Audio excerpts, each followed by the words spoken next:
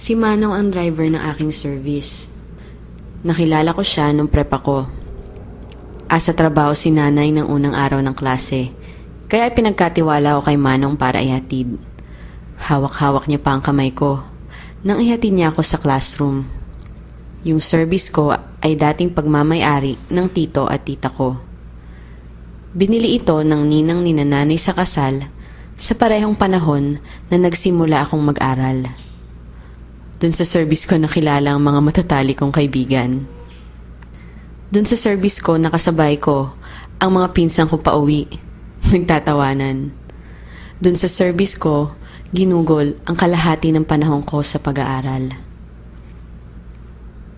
Prep hanggang high school ako nag-service. Karaniwan, pag walang pasok, umaalis si Ninang kasama si Manong bilang driver. At dahil sa kaibigan ng pamilya, sinasama nila ako sa mga lakad.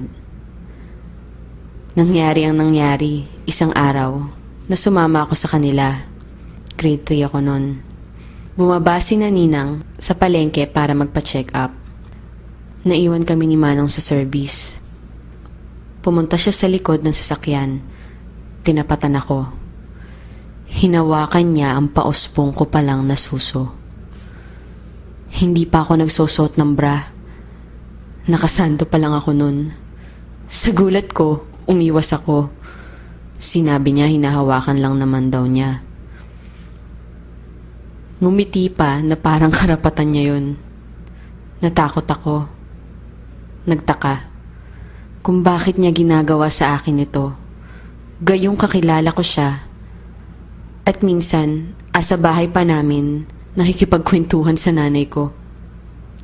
Bumaba ako ng service at naglakad. Tumigil sa isang poste ng kuryente. Umaga noon, sinundan niya ako at inakbayan. Muli, patagong hinawakan ng suso ko. Nilaro pa ang utong ko. Huwag daw ako magsusumbong. Naguluhan ako. Natakot. Hanggang sa umuwi na kami sa bahay at nagpatuloy ang buhay na parang walang nangyari.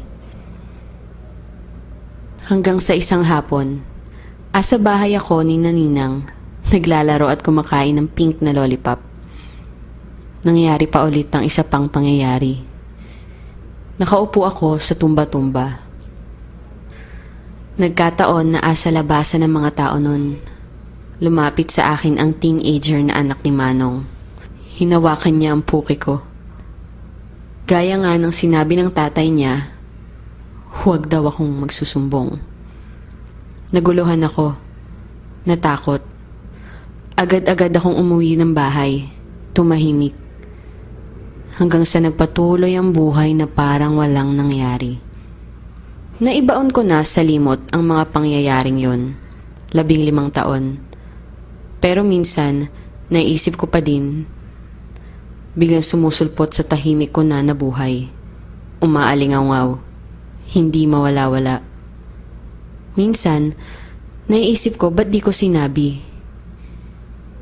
Minsan, naiisip ko, tama bang tinago ko? Naisip ko sa pagbaon, nakaligtas na ako.